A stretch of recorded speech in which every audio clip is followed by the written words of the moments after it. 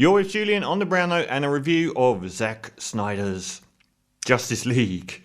And there's no way I can possibly give this a decent review.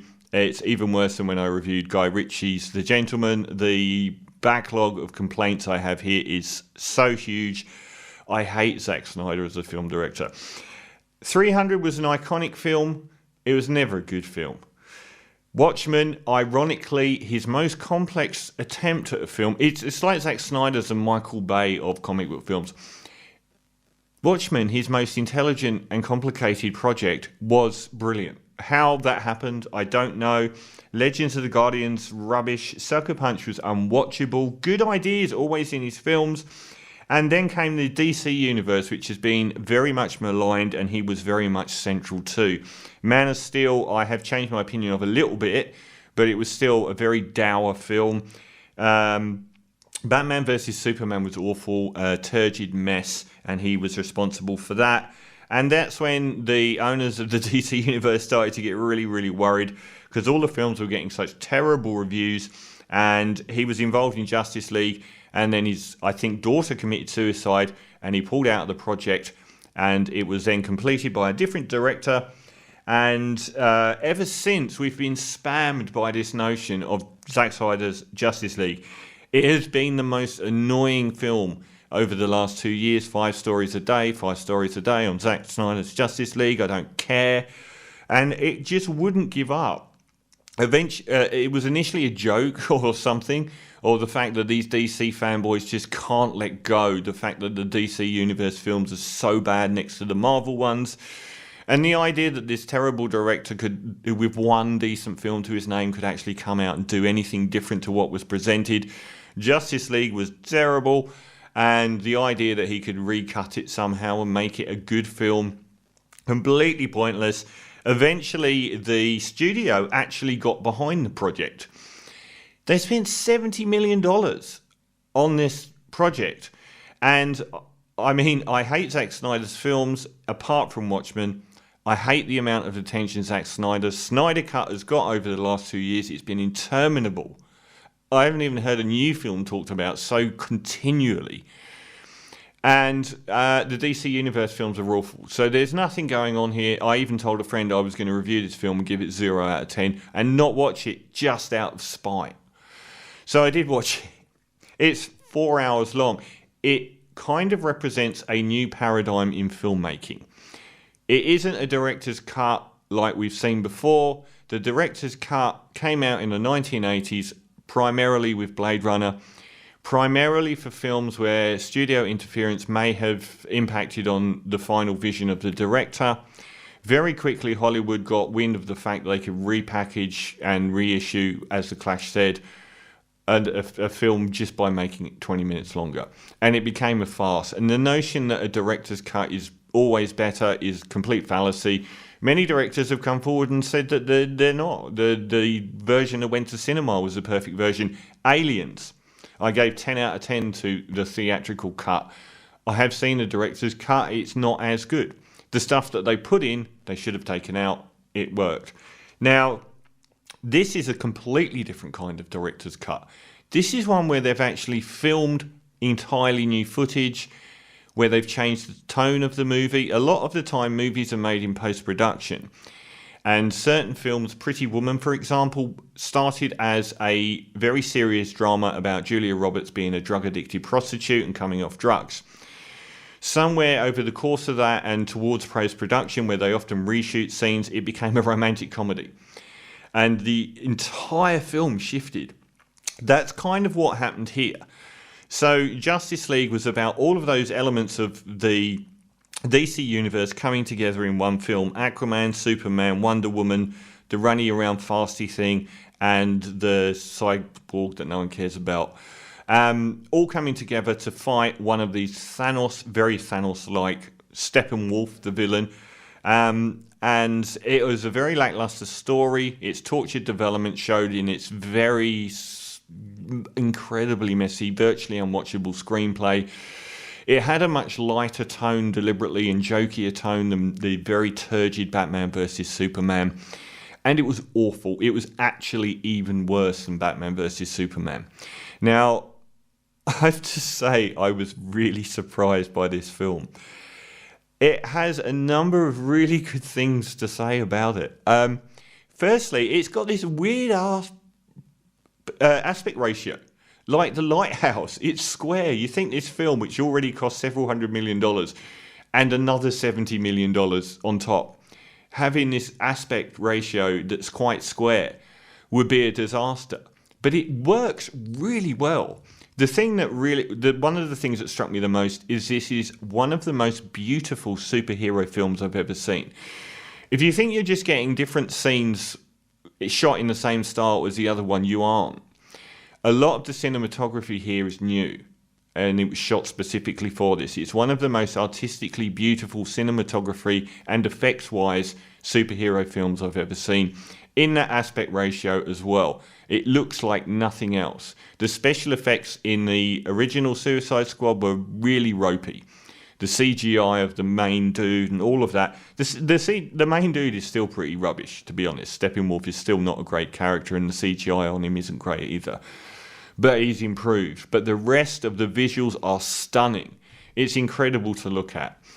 The fact that it's 4 hours long ends up being its best point, because it ends up having a lot more time to express things. We do get backstories for all of the main characters that make their motivations actually mean something, which were cut out of the original. They made it down to a 2-hour film maximum. So we do get a much broader palette of emotional range from these main characters that were goofy nobodies in the other one. But we get this story that unfolds at such a singular pace, and we get and this is what's most special about it. It doesn't resemble the Marvel universe, because this is such a slow-paced film that it's got no bombast to it, which is a great thing, because it actually does spend a lot of time talking and having more lyrical scenery shots and actually expanding on the world. That's what's great about it, because it doesn't need to go from action scene to action scene to action scene and just relentlessly hit you over the head with a 40-minute battle at the end. It really takes its time getting there. I love that part about it. It surely does drag at times, but again, I felt this was a new paradigm. We haven't had any film like this in the modern post-Iron Man superhero world. Not a 4-hour film. And the tone of the jokey original is completely eradicated, and it is actually played very, very straight. I like Ben Affleck in this film. I don't think he's well cast as Batman. I said this before. I buy Christian Bale as a billionaire's son. I buy Michael Caine as a working-class butler. I buy Ben Affleck as a working-class butler, and I buy Jeremy Irons as a billionaire's son. He isn't a good cast. He isn't good casting for Batman, but his performance here is good, and also benefits. Even though it's a serious film, it is nowhere near turgid like Batman vs Superman, where both Ben Affleck and Henry Cavill competed to see who could become the most morose, intense, and personally afflicted character in movie history, which was torture for me to watch. Here it does have brevity, but it's brevity that's earned, because it has lots of serious parts, it has intense parts, it has more light-hearted and jokey parts, and it has the time to let those things unfold naturally. I really like the use of music in this. It's got the original soundtrack by Junkie XL instead of the incredibly bombastic one that went out with the film. And he does a really good job. I did find myself thinking of epics like Lord of the Rings a lot when watching this. And the music choices in it were quite startling. Right near the start, you get Amy Adams mourning the death of Superman, because he's dead for most of this film. And it feels like he is dead for far more of this film than he was in the theatrical release of Justice League, which is good, because I don't really rate Henry Cavill as Superman, and he only appears like sporadically at the end. It's just like he's not in most of the film. They used Nick Cave's Distant Sky, which was one of my tracks of the year, an incredibly powerful song. But some people have said it's cheesy in this film. I was just stunned that this appeared, because Zack Snyder's daughter committed suicide. Nick Cave wrote this after his son died, And I found it actually really, really poignant and an unexpectedly great choice of music.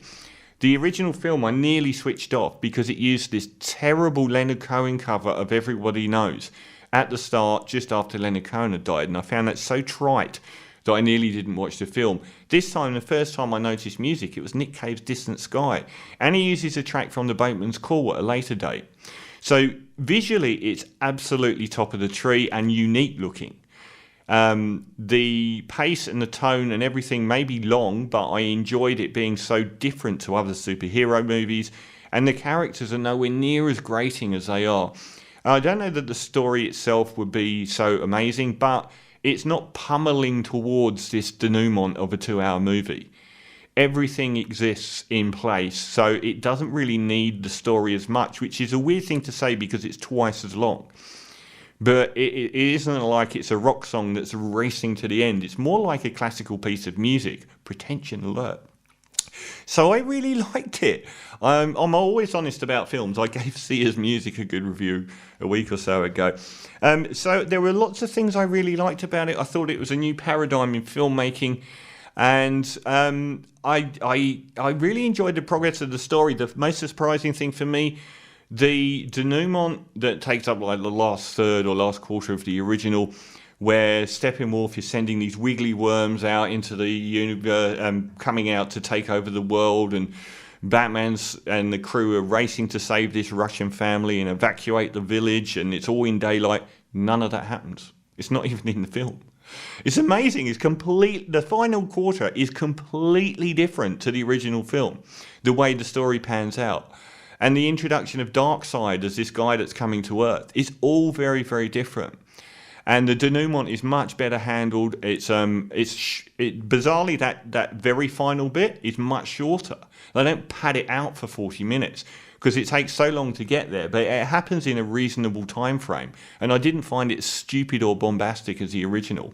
So I really liked Zack Snyder's Justice League. I can't believe it. A lot of good things to say about it. A unique superhero film.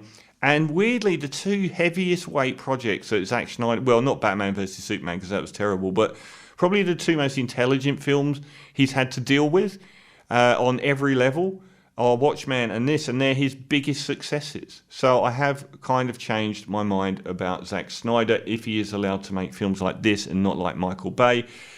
Shockingly, Zack Snyder's Justice League, I'm going to give 8.5 out of 10.